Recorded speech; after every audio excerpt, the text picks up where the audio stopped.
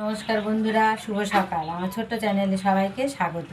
আমার এই ছোট ছোট ভিডিওগুলো যদি তোমাদের ভালো লেগে থাকে তাহলে লাইক করো, কমেন্ট করো আর সাবস্ক্রাইব করে আমার পাশে থেকো পরের ভিডিওগুলো দেখার জন্য। আজ আমি গীতার বিষাদ যোগের 31 নম্বর শ্লোক পড়ে শোনাচ্ছি।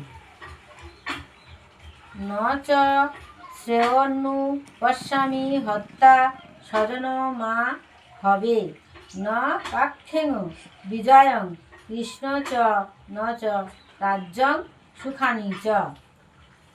এর অনুবাদ হলো, হে কৃষ্ণ, যুদ্ধে আত্মীয় স্বজনদের নিধন করার মাধ্যমে কিভাবে মঙ্গল হতে পারে আমি তা দেখতে পাচ্ছি না। আমি কোনো যুদ্ধ জয়, রাজ্য এবং সুখ ভোগ কামনা করি না। তাতেই শ্রীকৃষ্ণ তাৎপর্য করছেন, বিষ্ণুই মানে শ্রীকৃষ্ণ যে তাদের প্রকৃত স্বার্থ তা না জেনে বন্ধুজীবেরা দেহগত সম্পর্কের দ্বারা আকৃষ্ট হয়ে সুখী হতে চায়। জীবনের এই প্রকার অন্ধ ধারণার বশবর্তী হয়ে তারা এমনকি জাগতিক সুখের কারণগুলিও ভুলে যায়। এখানে অর্জুনের আচরণ থেকে মনে হয় যে তিনি তার ক্ষাত্র ধর্ম ভুলে গেছেন।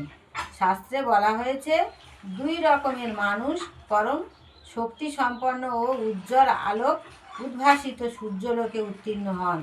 তারা হলেন শ্রীকৃষ্ণের আজ্ঞানুসারে যুদ্ধে অবতীর্ণ হয়ে রণভূমিতে প্রাণ ত্যাগ করেন, যে ক্ষত্রিয় এবং সর্বত্যাগী সন্ন্যাসী যিনি অধ্যাত্ম চিন্তায় গভীরভাবে অনুরক্ত।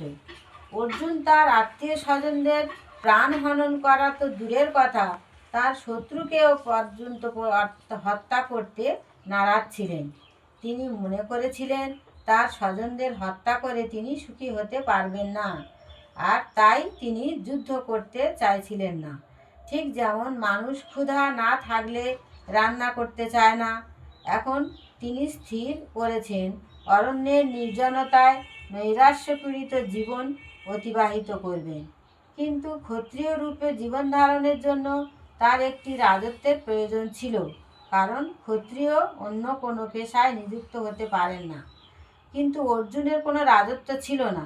তার পিতার কাছ থেকে উত্তরাধিকার সূত্রে প্রাপ্ত রাজ্য উদ্ধার করার জন্য অর্জুনের একমাত্র উপায় ছিল তার জ্ঞাতি ভ্রাতাদের সঙ্গে যুদ্ধে লিপ্ত হওয়া, যা তিনি করতে চাইছিলেন না।